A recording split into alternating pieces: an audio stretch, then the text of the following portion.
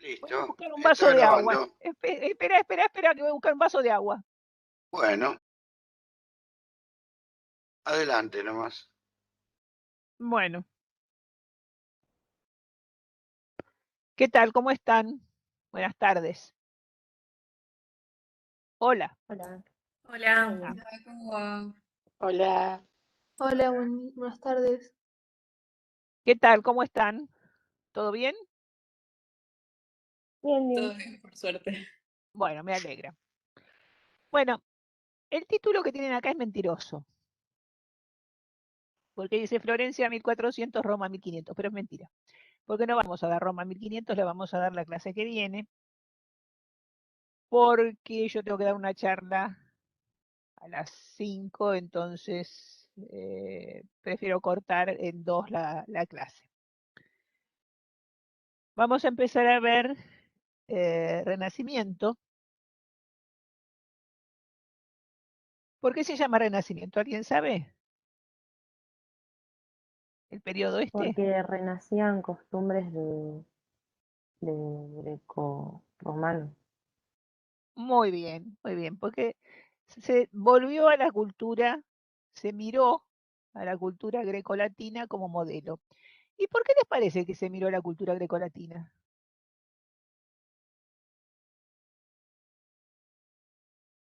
Porque estaba más cargada de tecnicismo y más despojada de la parte teológica. A ver, ¿qué quiere decir más cargada de tecnicismos?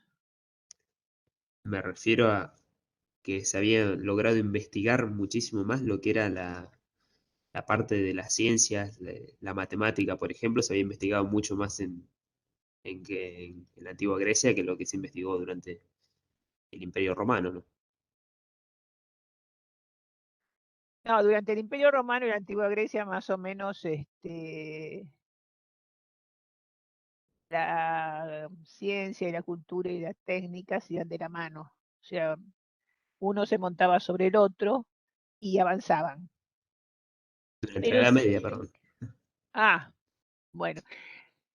Y en la Edad Media hubo grandes descubrimientos también, porque no sé si ustedes se acuerdan este, de los avances en las siembras, en las cosechas, todo eso se prepara en la Edad Media. Pero lo que ocurre es que se pone al hombre como centro del, digamos, eh, como centro del mundo. Sobre todo esto, ¿se acuerdan que vimos en el humanismo, lo que era el humanismo? En la época grecorromana, hasta los dioses, eran, tenían características de seres humanos, más grandes, más todo, más iracundos, más bondadosos, más malos, pero con las características del ser humano, cosa que no sucede en la Edad Media. Esta visión de poner al hombre como centro es la que retoman, eh, es la que se retoma en el Renacimiento y por eso se llama renacer de la cultura grecolatina. Pasa a la siguiente, por favor. Bueno, acá lo que vemos es un poco las definiciones de lo que estamos viendo. Humanismo hace hincapié en la dignidad y el valor de la persona, que es lo que estamos viendo, acabo de decir. Uno de sus principios básicos es que las personas son seres racionales que poseen en sí mismas la capacidad para hallar la verdad y practicar el bien. ¿Esto qué quiere decir? Que cada uno de nosotros tiene la capacidad para investigar y buscar las verdades científicas, las verdades teológicas, en fin. Y además tiene capacidad para discernir el bien y el mal y elegir el bien. El Renacimiento es un periodo que se considera el Renacimiento el periodo que va desde el 1400 aproximadamente hasta el 1550. Como siempre digo, las fechas son relativas, no son exactas, porque además en cada lugar va a tener un desarrollo diferente, entonces el Renacimiento se puede adelantar o se puede retrasar. Por ejemplo, el Renacimiento fiorentino nace un poco antes, nace alrededor del 1300 y pico. El Renacimiento en otras partes de Italia, de lo que hoy llamamos Italia, es un poco más tardío, pero más o menos podemos situarlo entre el 1400 y el 1550. Particularmente el Renacimiento del 1400 lo situamos en Florencia y el Renacimiento del 1500 lo situamos en Roma.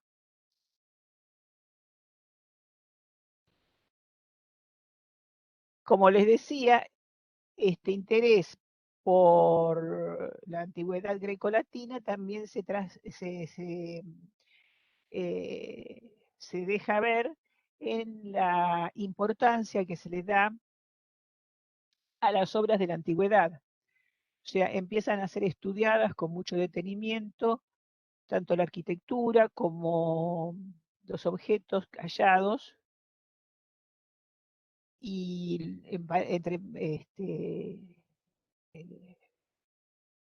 y muy especialmente todo lo que tenga un relato que podemos considerar un relato escrito de eso. El Renacimiento en el 1400 tiene determinadas características. Este renacer de la cultura grecolatina y la búsqueda de la verdad y la búsqueda y el descubrimiento de los descubrimientos científicos y, y todo este trabajo de investigación que se va haciendo, van a dar al mundo un sentido de conformidad con la vida. O sea, la vida en este periodo es un momento que vale la pena ser vivido.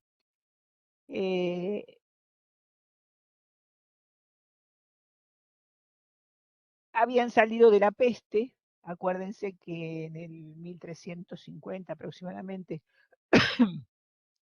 habían superado el tema de la peste que asoló particularmente a toda la península itálica, de la peste bubónica. Habían salido de eso, habían superado ese momento, estaban en un momento de esplendor, tanto económico como científico y como cultural. Entonces, digamos, había una conformidad con el momento. Había un espíritu de observación, una valorización de la cultura y un desarrollo de la individualidad. O sea, empezaban a mostrarse las obras con sus autores. Ya no eran más autores anónimos, sino que firmaban sus obras. Y estaban, digamos, orgullosos de la obra que habían realizado. Después de este periodo viene el Renacimiento romano, del que ya vamos a hablar la clase que viene, y finalmente viene el manierismo entre el 1550 y el 1600. Dura poco, pero deja huellas muy importantes en la cultura y en el desarrollo posterior. Lo que estamos viendo ahí son dos medallones del Hospital de los Inocentes, que está colocado en las enjutas. Las enjutas son esos triángulos que se forman. En realidad, enjutas, ¿saben lo que es?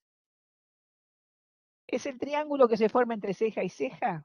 ¿No? Cuando dicen rostro enjuto es que está arrugado esta parte. ¿Se entiende lo que estoy diciendo?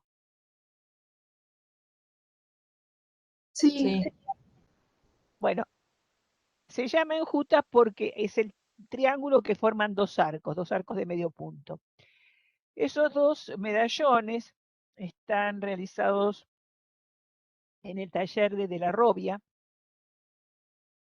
Están marcando toda la fachada del Hospital de los Inocentes. El taller de la Robia todavía hoy sigue existiendo. Por supuesto son los descendientes de los descendientes de los descendientes. Eran dos hermanos, Luca de la Robia y el otro no me acuerdo cómo se llamaba, pero el más importante era Luca de la Robia. Que este celeste que tiene en el fondo de los medallones se llama casualmente celeste de la Robia porque era propio de su taller de trabajo. Y muestran figuras muy... Todas las figuras que tienen en el taller de la Robia de esta época son figuras muy dulces, muy suaves, muy...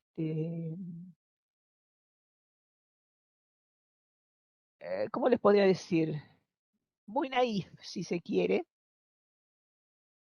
porque también van a representar, junto con otras imágenes que ya vamos a ver, van a representar este modo de vida que es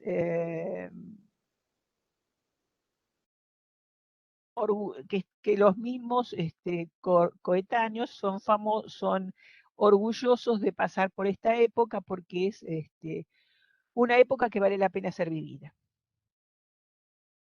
Pasa a la siguiente, Alberto, por favor.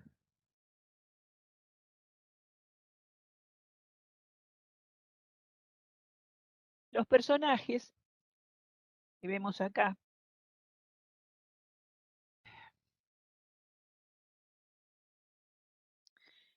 y cada uno de ellos abajo tiene una frase que lo caracterizó, una de tantas frases que lo caracterizó.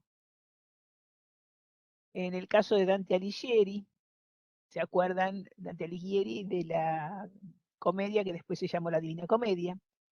Dice, abre la mente a lo que le manifiesta y aférralo adentro, que no se hace ciencia sin retener de lo que se ha entendido. ¿Se entiende lo que quiere decir?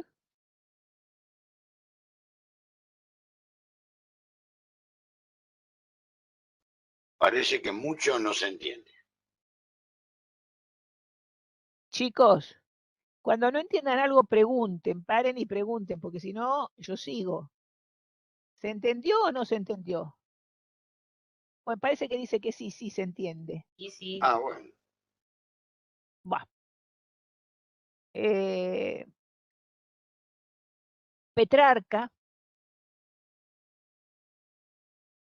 es una pintura de Andrea del Castaño de 1421. Dante Alighieri es una pintura de Botticelli, esta que vemos acá arriba, un retrato hecho por Botticelli. Y Petrarca dice, ¿quién puede decir cuánto ama, pequeño amor siente? La razón habla y el sentimiento muerde, seguida a los menos y no al vulgo.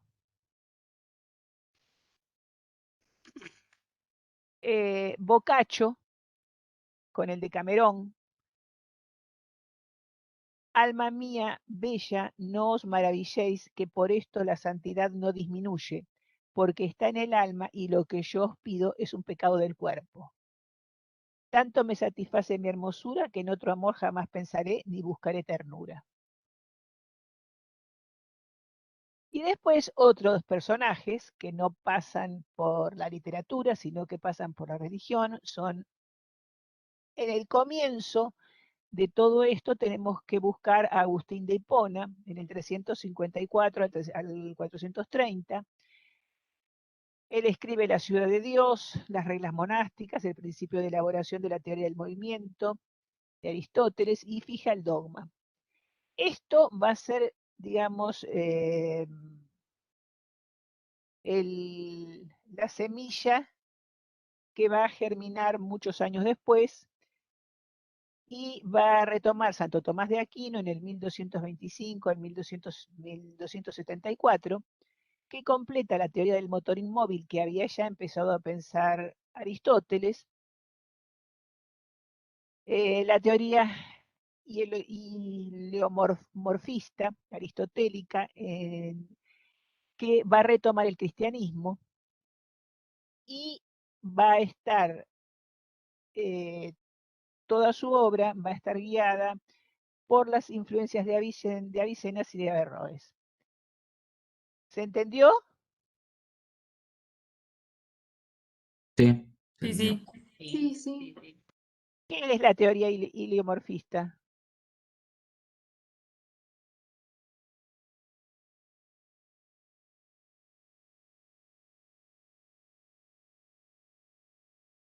¿Y? Chicos, a ustedes les pregunto.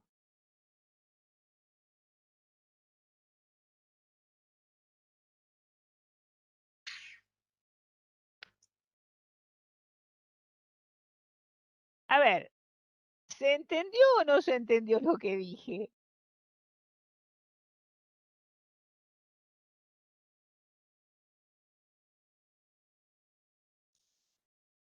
¿Alguien sabe, perdón que me inmiscuya, pero alguien sabe a qué se refiere cuando habla de la teoría del motor inmóvil o cuando habla de la teoría heliomorfista? No, no. Ah, bueno. Claro. Entonces, cuando decía la arquitecta, si se entendió, es si saben de qué está hablando en realidad, no si entendieron lo que dijo. A eso se refiere. Que no estoy hablando en chino, digamos. Claro, por ahí a veces en su amplia cultura se le mezcla y empieza a hablar en latín, por ejemplo, pero no, Claro. no era el caso. Y tampoco imagino yo que deben saber quiénes son o quiénes fueron Avicenas y Averroes. Averroes. Imagino que tampoco. Santo Tomás de Aquino, Puede ser porque ya lo hemos nombrado. pienso que sí, que alguna referencia tendrá. A ver, chicos, que ustedes me paren y pregunten en la clase por algo que no entendieron, por una palabra que no entendieron, no tiene nada de malo. O sea, ustedes están para aprender. Y si hay algo que no entienden, no tiene sentido que se queden callados y que lo dejen pasar así alegremente como si acá no pasó nada. La teoría del motor inmóvil que empieza a estudiar ya San Agustín, es la teoría por la cual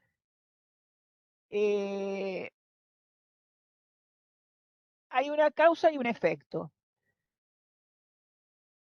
Hay una causa que mueve algo y ese movimiento genera otra causa que va a mover algo y así hasta el infinito. Al fin de eso va a haber una, ¿cómo les diría? Una especie de el último motor Una causa originaria.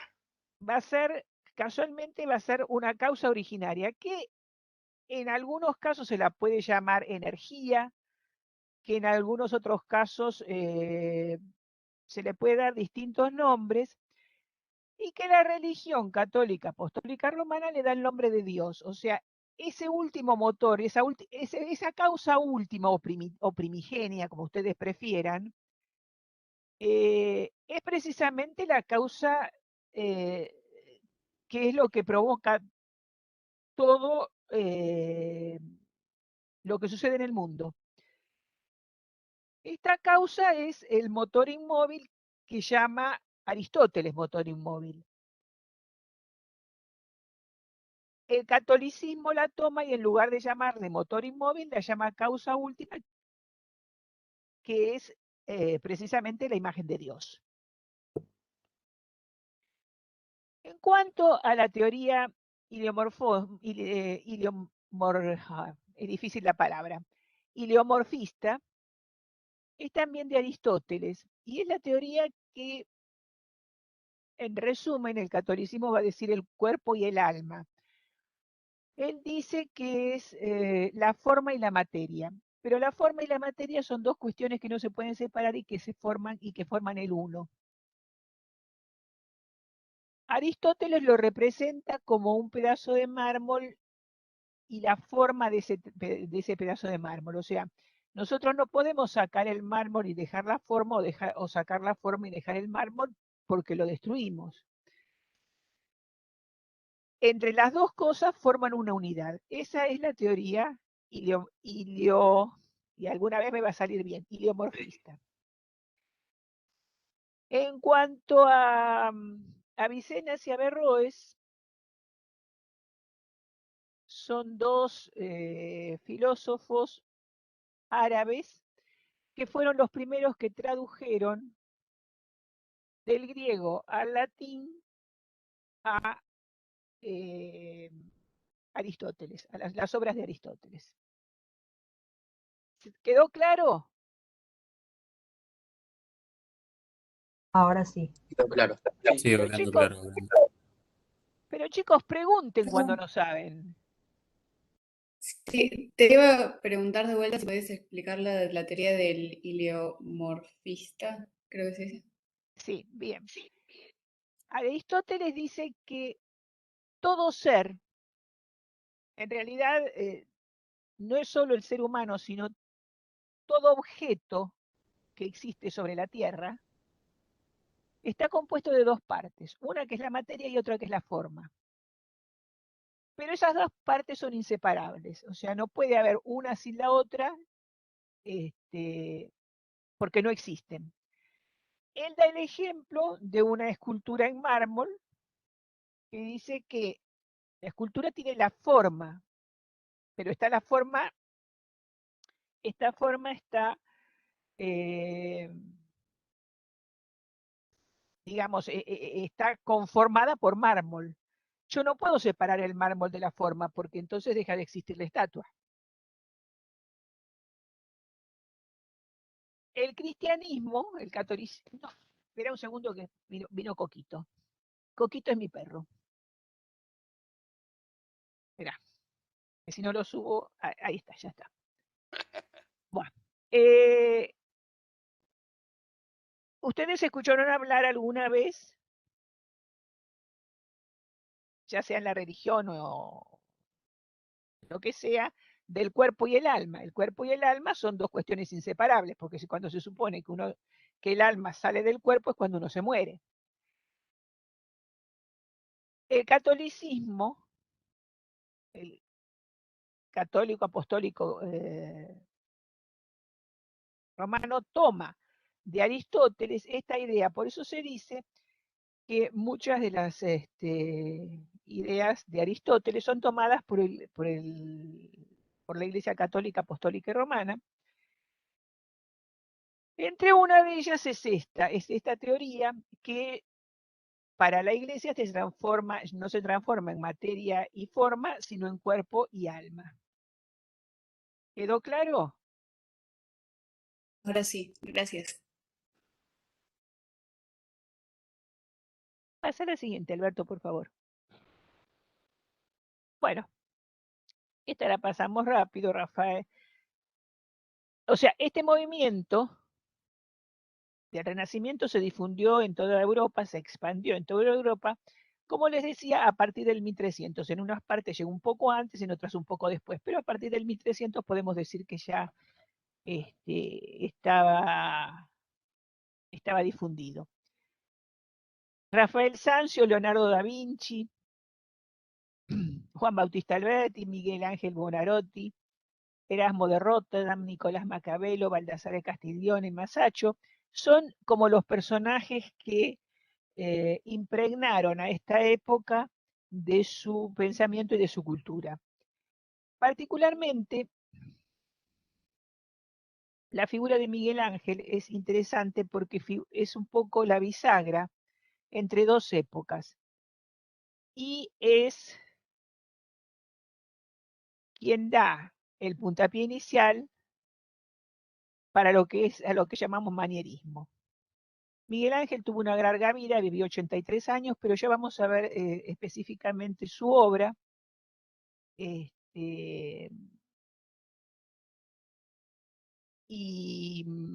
vamos a estudiar cómo a través de sus obras se puede ver la evolución que tuvo el mundo que él refleja. Rafael Sanzio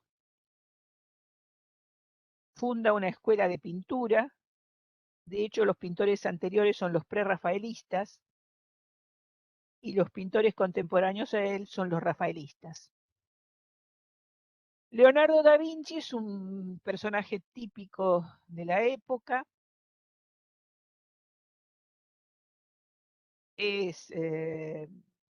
Mezcla la ciencia y el arte, es inventor, es pintor, es lo que conocemos, tanto Leonardo, arquitecto, tanto Leonardo como Alberti son dos personajes que son prototipos de esta época, o sea, son personajes de una amplísima cultura y que dominan distintos campos. Ya vamos a ver también la obra de Leonardo y la obra de Alberti. Alberti fue tanto un arquitecto que hizo obra como un teórico, ya que fue uno de los primeros que teorizó sobre la arquitectura. Erasmo de Róterdam, ya lo habíamos visto la vez anterior, fue escritor, Nicolás Maquiavelo lo mismo, Baldassare, más que, digamos, Maquiavelo más que escritor fue político.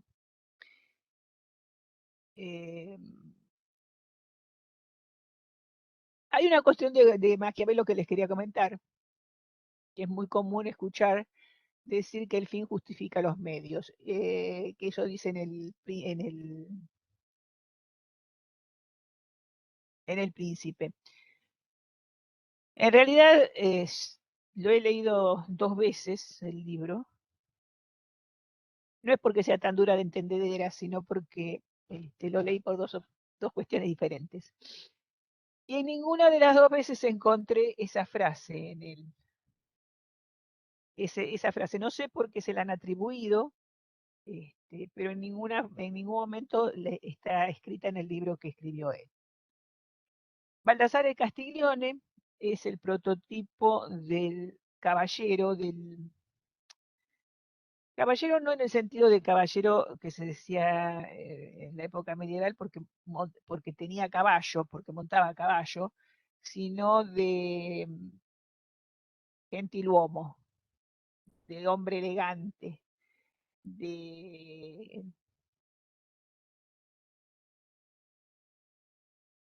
lo que conocemos hoy por caballerosidad. Y Masaccio fue muy importante por el uso que hace de la perspectiva en sus pinturas, el desarrollo que tiene la perspectiva en sus pinturas. Pasa a la siguiente.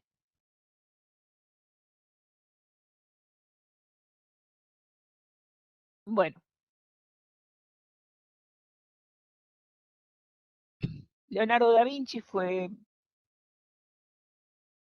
uno de los artistas fiorentinos más famosos. En su obra La Gioconda desarrolla lo que se considera casi un invento de él, que es el sfumato. El sfumato es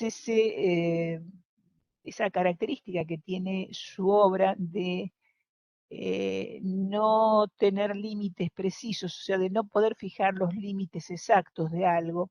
Si nosotros la Gioconda la ampliáramos un sector,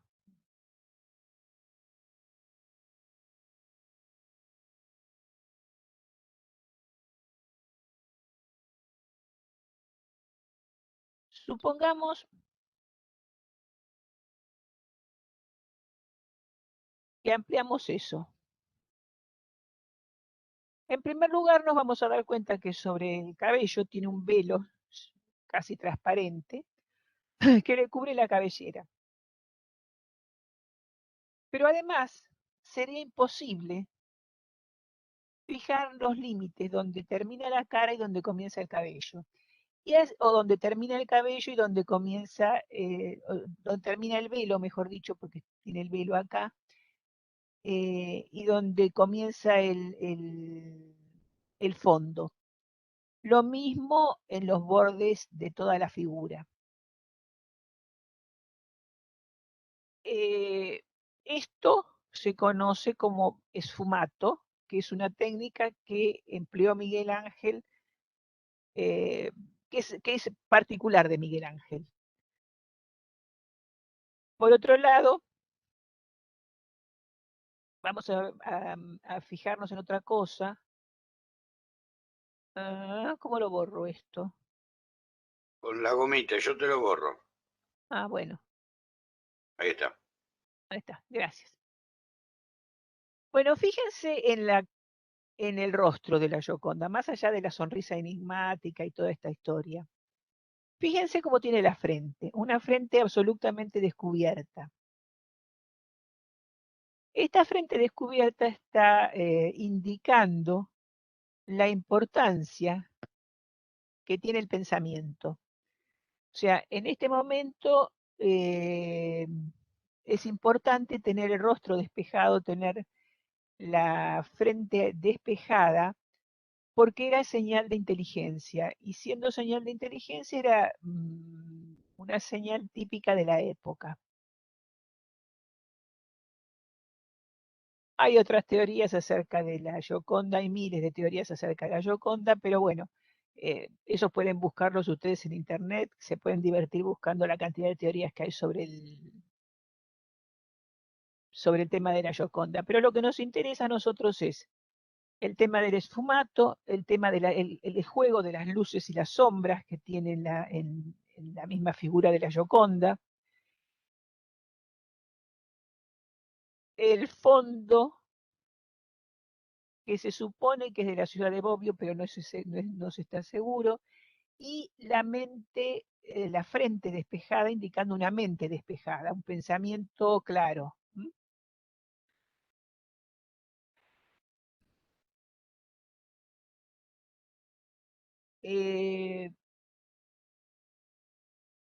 Otra de las pinturas,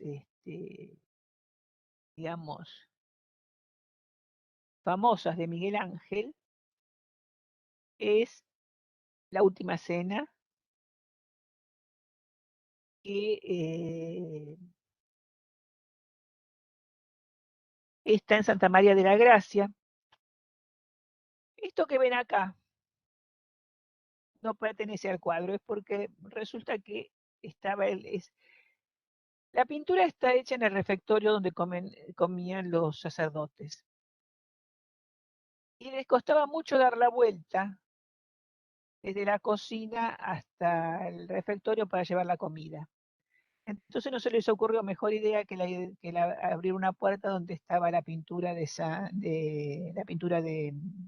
Leonardo. Así que sin asco le dieron y abrieron la puerta, menos mal que quedó ahí porque podían haber hecho un desastre. Pero no, nada más quedó ahí. Bueno, la pintura está hecha, esta pintura tuvo mala suerte. Una, le abrieron la puerta a esa, y otra, en el lugar, en la Segunda Guerra Mundial, estaban los soldados, fue un refugio de los soldados norteamericanos, y jugaban a embocarle con tomates a las cabezas de los apóstoles y de Jesucristo. O sea, no tuvo muy buena suerte, pero después, por suerte, hace unos años fue restaurada y realmente quedó muy bien. La pintura está hecha en temple y óleo. Es una figura simétrica con una fuga central. Podemos ver en la cabeza de Cristo. De ahí parte los puntos de fuga.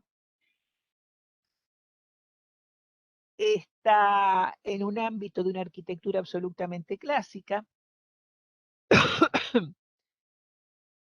Y está compuesta en lo que se llama las tríadas platónicas. Estas tríadas son estas.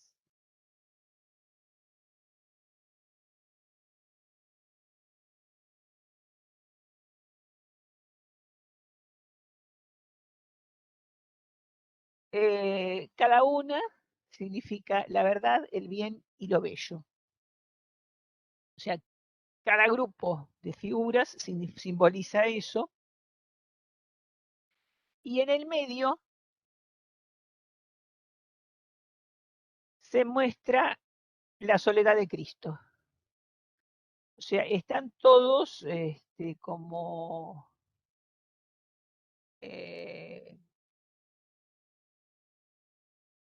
comentando cosas, charlando entre sí, todos, y Cristo está solo en el medio.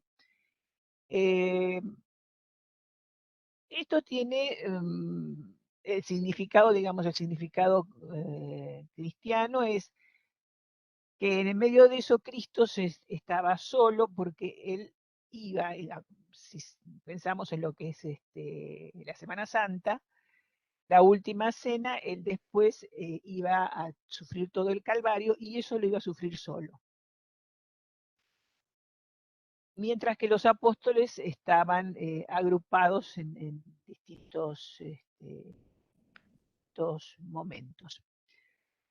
Bueno, después otra de las obras de Leonardo fue las proporciones matemáticas, las proporciones del cuerpo humano, el símbolo de simetría del cuerpo humano.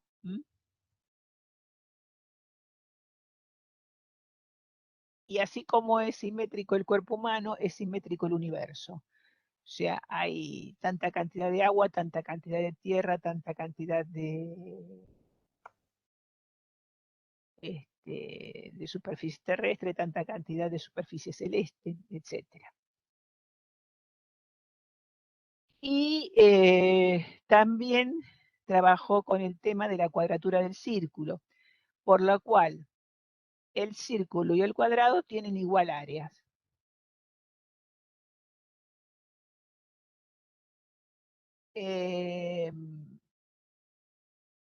Otros de los inventos de Leonardo da Vinci, que dijimos que era un artista, pero al mismo tiempo era un inventor, es el helicóptero,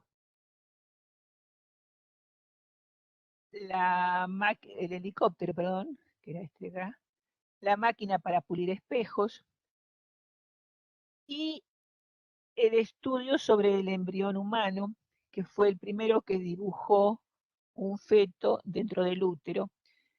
Esto lo hizo un poco a espaldas de la iglesia, o mucho a espaldas de la iglesia,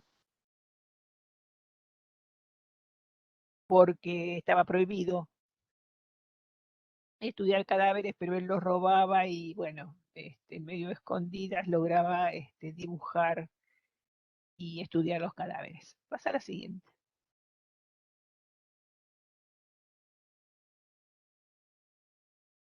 Bueno, Rafael Sanzio fue otro de los artistas.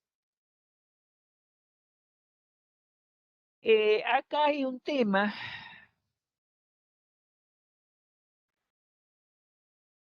Rafael Sanzio, a ver, el templete de San Pietro en Montorio es de 1502 y los desposorios de la Virgen son de 1504. El templete está basado en la idea de los tolos. ¿Se acuerdan de los tolos griegos? Y del templo de Vesta o de la fortuna viril en Roma, que eran templos de planta circular. Bueno, el templete de San Pietro in Montorio es un templo de planta circular, que está ubicado en un lugar muy pequeño, está ubicado en un patio, y que es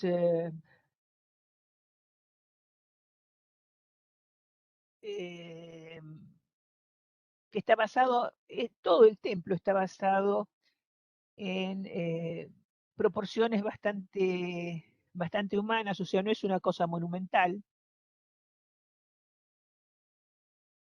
Y esto lo hace Bramante. En 1504, Rafael Sanzio pinta los desposorios de la Virgen. No se sabe si se inspiró en el templo de Bramante o si fue propio de la imaginación de él. De todas maneras, las similitudes son bastante importantes. Podemos decir que así como podemos trazar una línea entre los tolos, el templete y los desposorios de la Virgen. En el caso también de los desposorios de la Virgen, también esta es un templo de planta central con arcos de medio punto. En este caso no están los arcos, pero en este sí, arcos de medio punto. Iluminación natural, las perspectivas con punto de fuga central, como la vemos acá. Simetría perfecta, con una composición geométrica. Vemos que los pies de todos se organizan en torno a un círculo. Para un lado están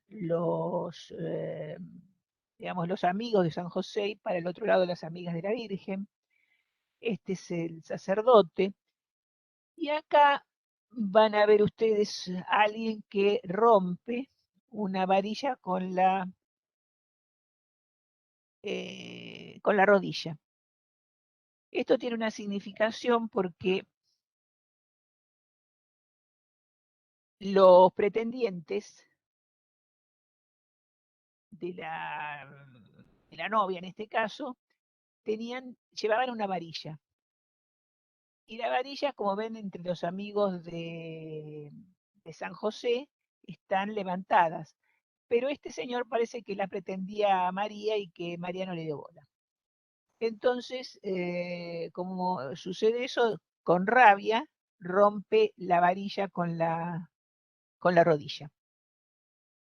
Como ven, la figura se encuadra en un triángulo equilátero, y esto ya lo habíamos visto en la clase pasada, en alguna pintura, no me acuerdo cuál era exactamente. Ah, sí, una de la Virgen también, la Virgen de las Rocas, creo, o algo así, no recuerdo exactamente. La idea de perspectiva con estas, digamos, con estas escalinatas se profundiza todavía más. Y el templo, que es, que ya les digo,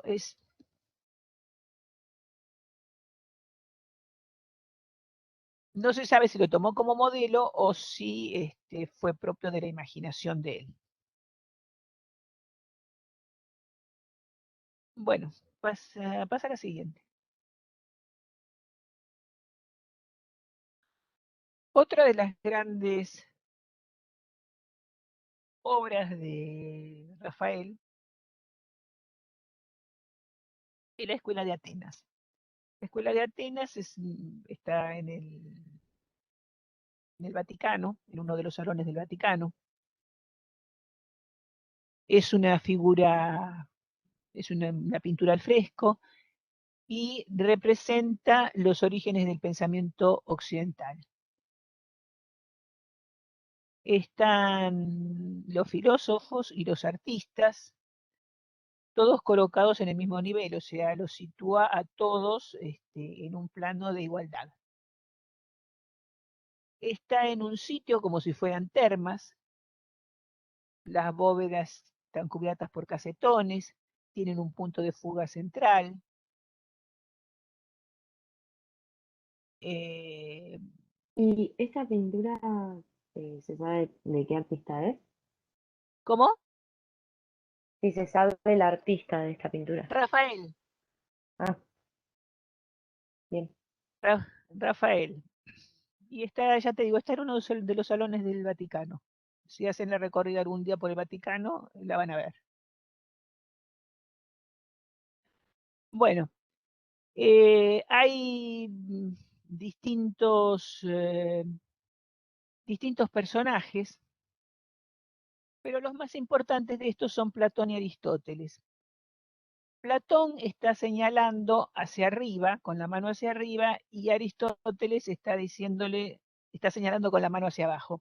¿Por qué? Porque Platón se basaba en el mundo, su pensamiento se basaba en el mundo de las ideas, mientras que Aristóteles era mucho más terrenal y decía, no, las cosas están acá, las cosas reales están acá. Entonces uno señala hacia arriba, hacia el mundo de las ideas, como les decía, y el otro señala hacia la tierra diciéndole, no, mira, todo lo que vos quieras, esto es muy lindo, pero la vida real está acá. Otros personajes, Heráclito, bueno, hay varios, no recuerdo en este momento quiénes son. Por acá debe estar Alejandro Magno y otros distintos personajes. O sea, están todos los personajes que Diógenes, que que bajo el concepto de Rafael eran los conformadores del pensamiento occidental. Pasa a la siguiente.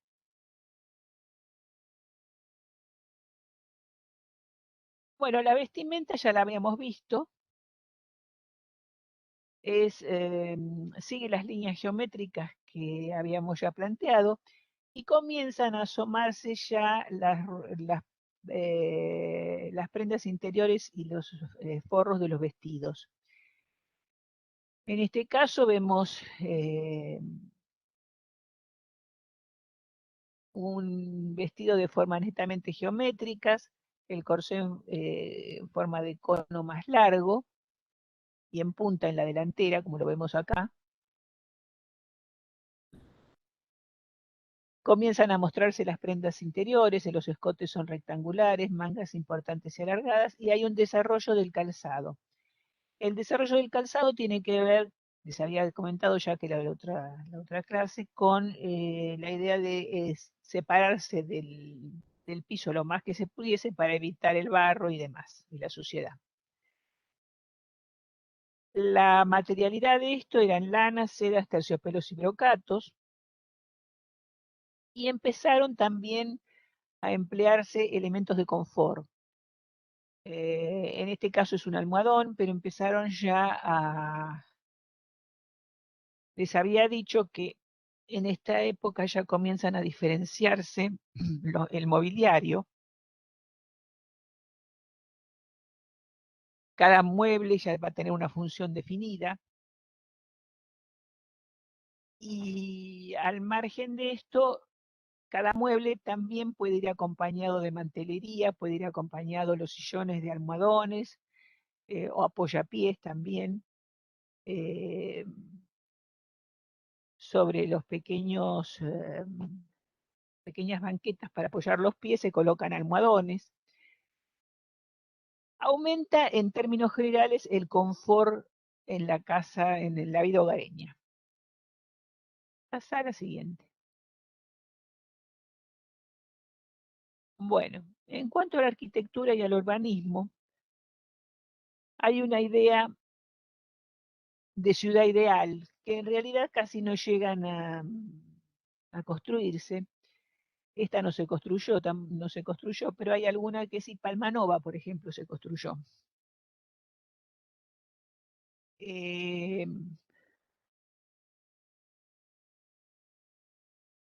Esta es Forcinda, la hizo el Filarete en 1465 y se la hizo para el señor Sforza. Y le digo señor porque no sé si era conde, si era marqués o algo por el estilo. Diseñó una ciudad, para él una ciudad ideal, donde la forma era una estrella de 8 puntos y en cada una de esas puntas, de las puntas salientes, había torres en ángulo y en las entrantes estaban las puertas de la ciudad. El área central de la misma tenía 3 plazas. En una estaba el palacio, estaba el palacio, la catedral y 2 mercados, y había 3 plazas, una que correspondía a la iglesia y otra a cada uno de los mercados. Después había 16 vías radiales que comunicaban con las puertas de la ciudad, y una vía circular secundaria que integraba todas las diagonales, las calles radiales. Esta ciudad no se llegó a construir, pero fue un diseño que, si bien no se llegó a aplicar nunca en su totalidad, porque la ciudad no se construyó, como les decía antes, sí se aplicaron algunos de los conceptos que están desarrollados en ellas. En cuanto a la arquitectura en sí misma, hubo una recuperación, como ya dijimos, de la tradición arquitectónica grecolatina. Se escriben tratados donde se dictan las normas básicas para mantener un mismo lenguaje.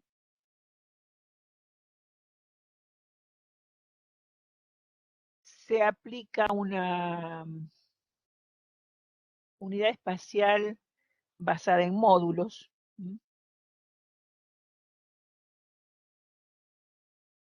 Fundamentalmente no imita ni la tradición gótica ni la grecorromana. Toma los conceptos de la tradición grecorromana, pero no la imita. Y toma algunos elementos, como por ejemplo el arco de medio punto, etc. El concepto de belleza, que está relacionado con la idea de la proporción, la idea del canon, la idea de armonía y de simetría, que son los mismos conceptos que se basaron en la antigüedad grecolatina. O sea, a eso se refiere cuando dice que toma los conceptos, pero no copia. Como es una relación basada en módulos, hay una, digamos, hay una complicidad, diríamos, entre las partes y el todo. O sea, yo no puedo separar una parte, no puedo escindir una parte y dejar el resto, porque entonces destruyo la unidad general.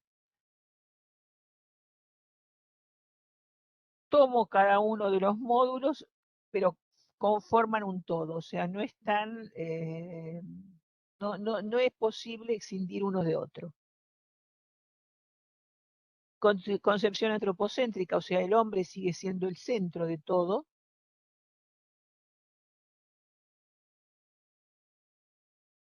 Hay una preocupación por la ciudad, por el espacio, por el espacio urbano, que se va a manifestar más tardíamente, sobre todo en el barroco, pero ya empiezan a manifestarse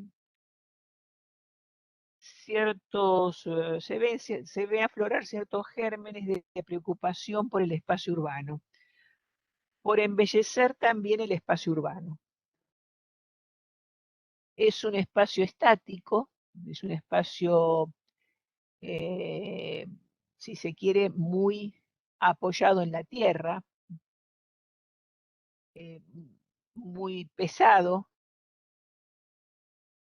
Hay en muchos casos la utilización de la planta centralizada, precisamente porque el centro de esa planta es el hombre. Y los programas arquitectónicos en general son palacios, templos y hospitales. En el caso que estamos viendo es el Palacio Medici de Micheloso del 1444. Pasa a la siguiente.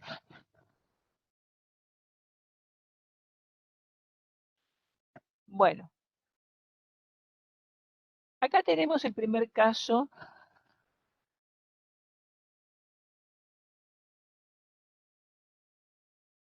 de, no quise decir restauración, porque en realidad no es que hubiese que restaurar la fachada, sino que casi había que hacerla de nuevo, de Santa María Novella. Santa María Novella encarga, la familia Rucellai encarga al León Battista Alberti que le haga la fachada a Santa María Novela porque no tenía fachada, o sea, no estaba terminada. Era una iglesia medieval y León Battista Alberdi toma el desafío de, con los elementos que tenía,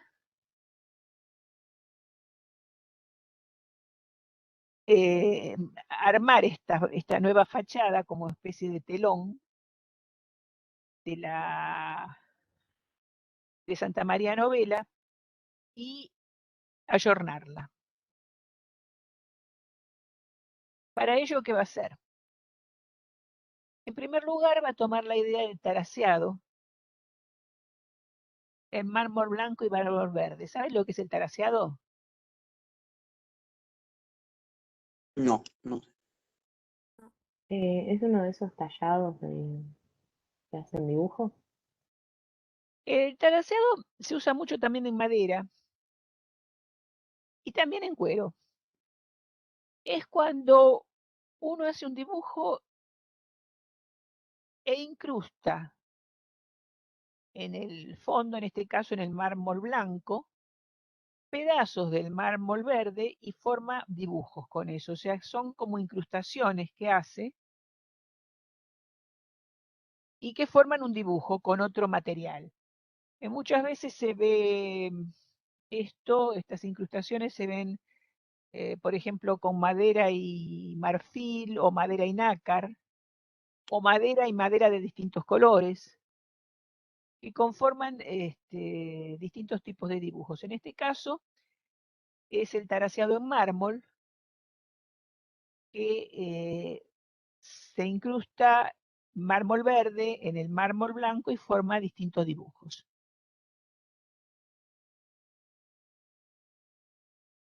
El remate de esta Santa María Novela es un frontón clásico, lo vemos acá, frontón absolutamente clásico.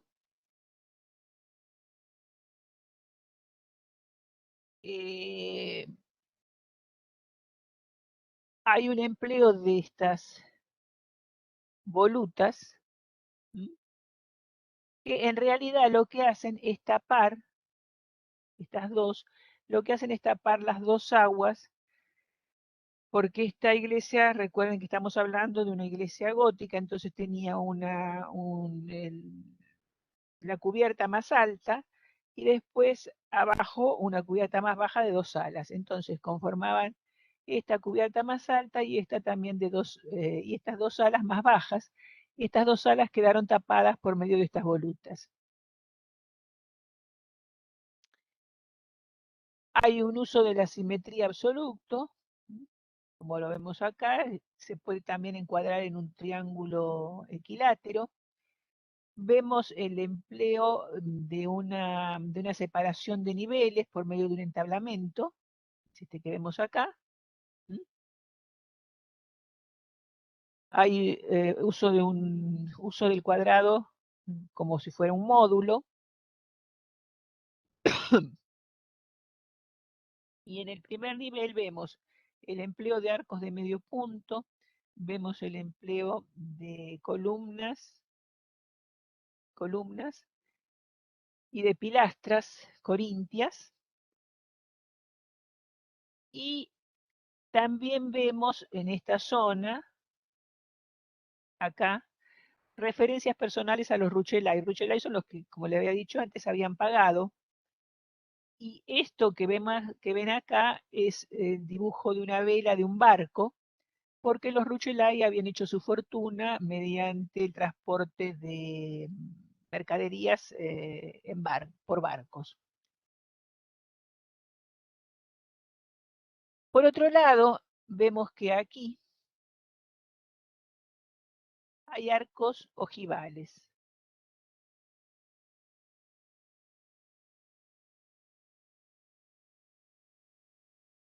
Bueno, más o menos, ¿no? Esos arcos ojivales uno podría decir que desentonan en el medio porque los arcos arriba son de medio punto.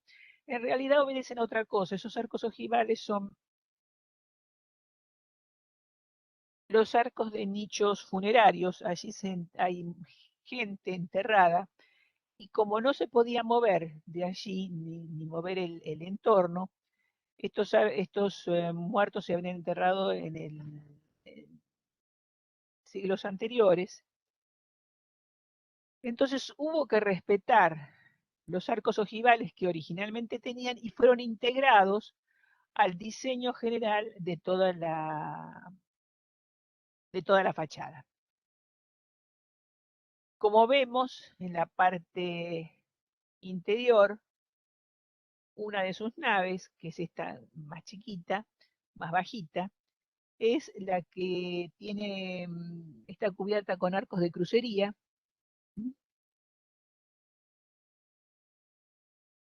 típicamente medievales. Y estos son los que están tapados por estas volutas, ¿eh?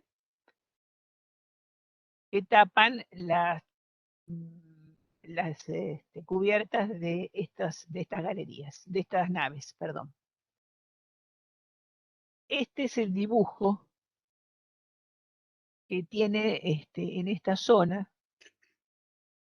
la vela del barco,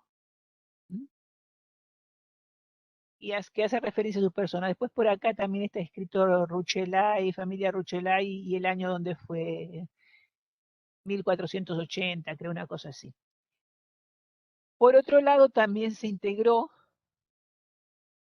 el rosetón, que era original, perdón, este era el rosetón original, y se le agregó nuevos círculos para componer, digamos, toda esta fachada, pero el rosetón original se conservó, lo mismo que se conservó también parte de la entrada y se le hizo el arco de medio punto. En cuanto a estos círculos, están relacionados con una teoría heliocéntrica que Alberti tenía y que estaba relacionado con el tema de los Rosacruces y demás. Es una cosa bastante esotérica. Pasa por favor a la siguiente.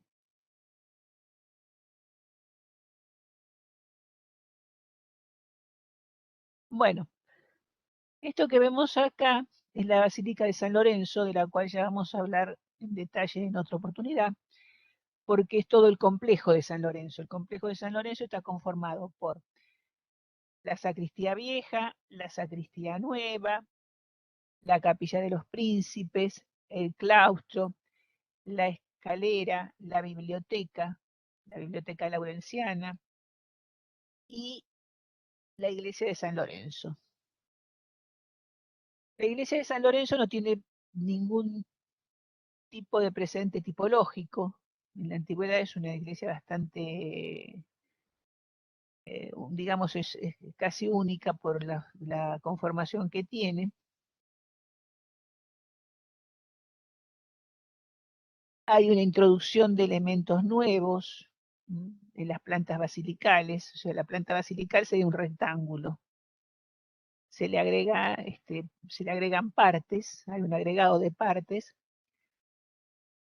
que van a cambiar un poco la fisonomía de la planta basilical. La nave central queda como más ancha y está bordeada por una cantidad enorme de capillas laterales.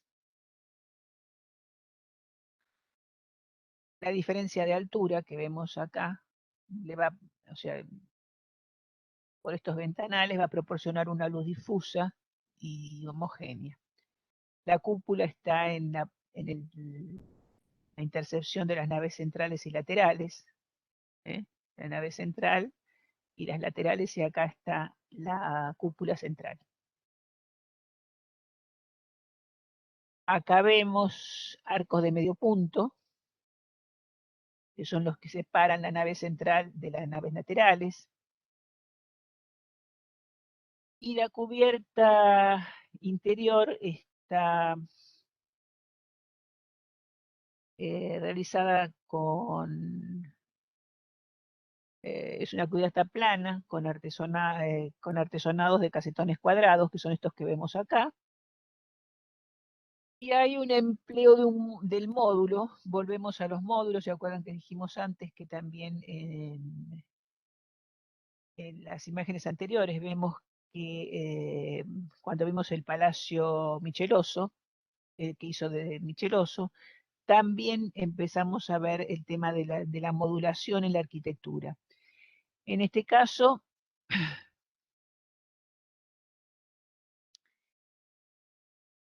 el módulo es un círculo inscrito en un cuadrado y a partir de ahí se va trabajando todo.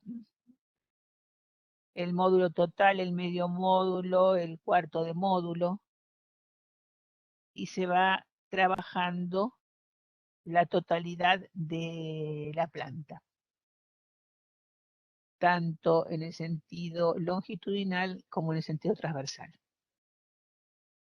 Y otra cosa importante también acá es de destacar el uso del color, porque el uso del color no es ingenuo y está marcando la estructura de apoyo de la estructura complementaria.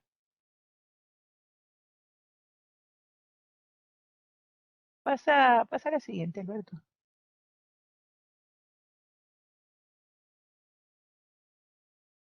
Bueno,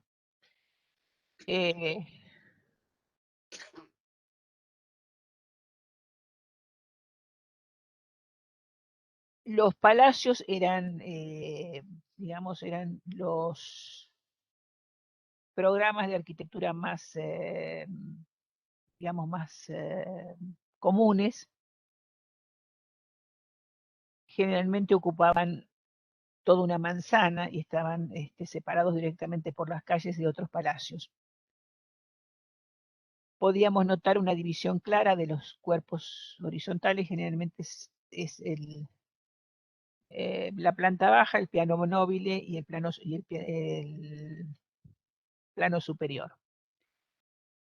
La planta baja generalmente estaba destinada a servicios, oficinas y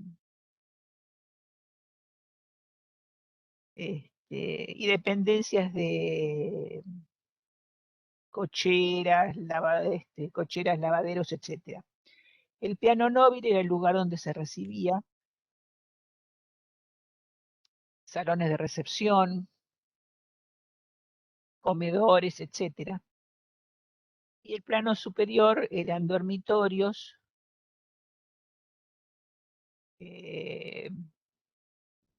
digamos, dormitorios, pero los dormitorios de los dueños de casa generalmente estaban en el piano móvil, mientras que los dormitorios de los hijos y demás estaban en la planta superior. Y por lo general los dormitorios de la servidumbre estaban en planta baja. Normalmente daban un patio central, como vemos acá. Acá vemos todos los múltiples habitáculos. Y el plano central con una amplia cornisa, el edificio, que se prolongaba hacia el interior. Acá vemos la prolongación de la cornisa. El basamento, la planta baja, el basamento, generalmente estaba formado por un almohadillado mucho más grueso que los planos piano móvil y el plano superior. Había grandes portales de ingreso, no había ningún tipo de confusión, se sabía perfectamente por dónde se ingresaba. Generalmente estaban marcados por arcos de medio punto. Y normalmente en el basamento o planta baja estaban las ventanas diferenciadas, en este caso eran por medio de cuadrados, y en los planos de piano móvil y plano superior eran ventanas germinadas o biforadas, que son estas ventanas que están divididas bajo un mismo arco, están divididas en dos pequeños arcos y forman como si fueran dos ventanas unificadas por un arco. Pasa a la siguiente.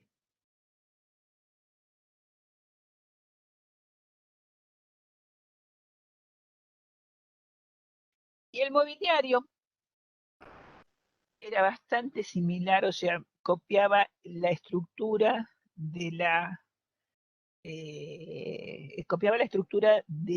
arquitectura. Un basamento, un cuerpo central y un coronamiento y cornisa. Basamento, cuerpo central y cornisa. En cuanto a la forma de construcción de estos mobiliarios, nosotros venimos de los italianos y venimos de los españoles en la mayoría de los casos, y buscando culpables no somos los únicos chantas. Se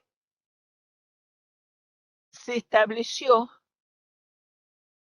el estatuto del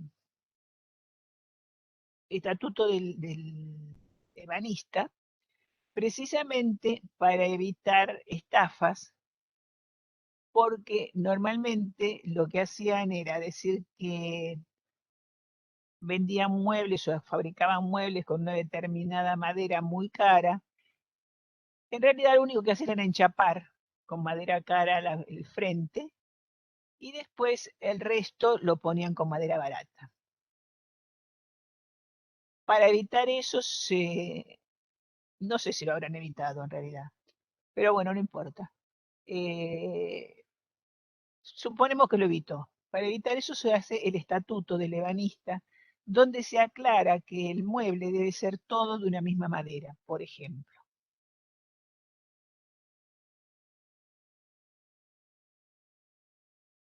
Se debía usar entonces una misma calidad de madera. La madera más usada, olmos, castaños y álamos, y las maderas especiales que eran abeto, nogal, pino y cipreses. Y las líneas eran, bueno, las líneas arquitectónicas. La materialidad, como ya dijimos, eran las maderas más caras, que eran un nogal, pino, cedro. Se ilustraban con aceites vegetales, con cera de abejas.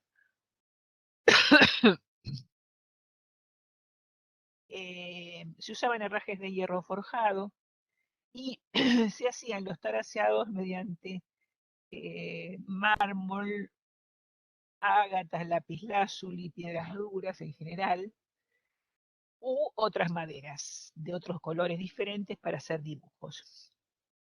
Se empleaban las técnicas de taraseado, tallado, estucado y pintado.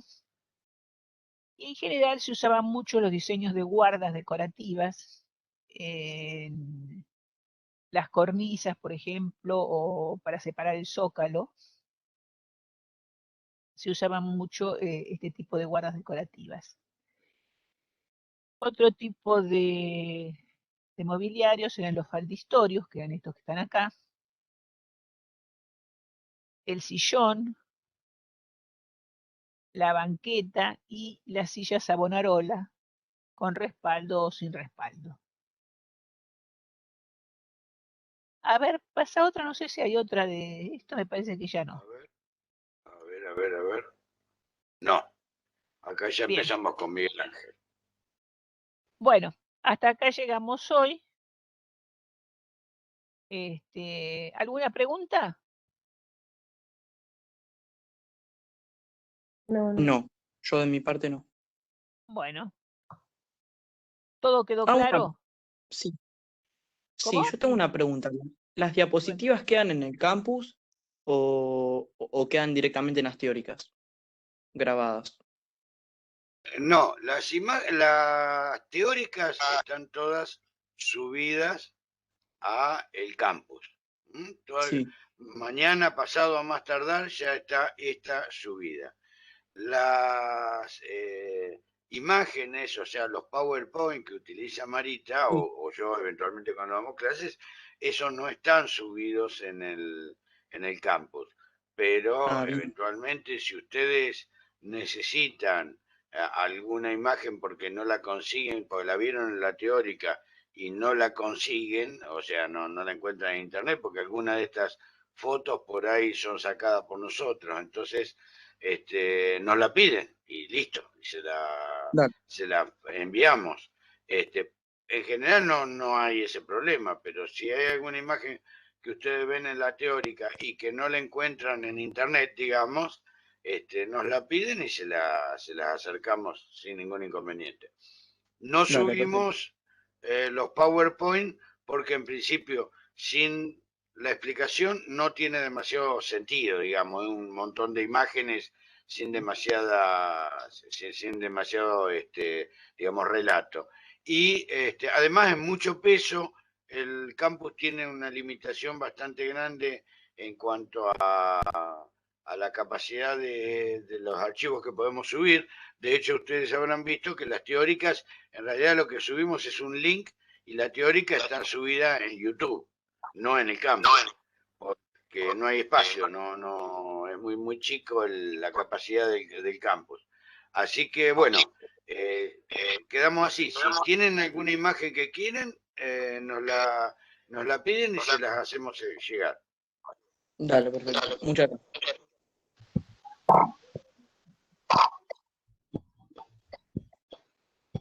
Bueno, son las 4:18. Chicas, Sí, 4:30. El link está en el aula. Ujú. bien.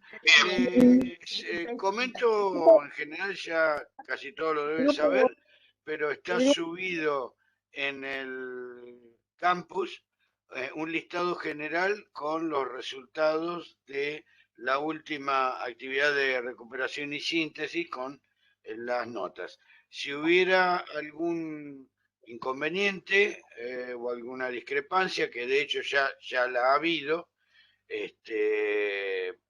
por supuesto, nos envían un mail y nos avisan.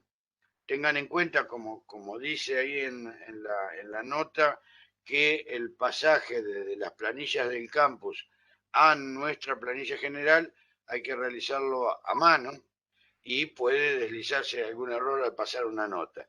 Así que además están redondeadas en la planilla, ¿no? Porque el campus da valores de, qué sé yo, 6,37 y las notas que van son, por ejemplo, de 6 a 6,49 es 6. 6,50 pusimos 6,50. 6,51 es 7. O sea, están redondeados los valores. En la lista general ya están redondeados. Así que, como les decía, cualquier duda o diferencia que vean, por favor nos las hacen saber por medio del mail de la cátedra.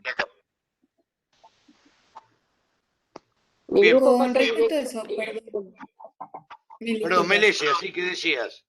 Mi grupo pasa directo al Zoom. Yo a las Nosotros 16:30. diseño en 10 minutos, 4:30. Dale. Sí, yo también, Viviana también, mi grupo 16:30 en el aula. Bien, el nuestro también, nuestro grupo en 10 minutos en la dirección de Google Meet de siempre.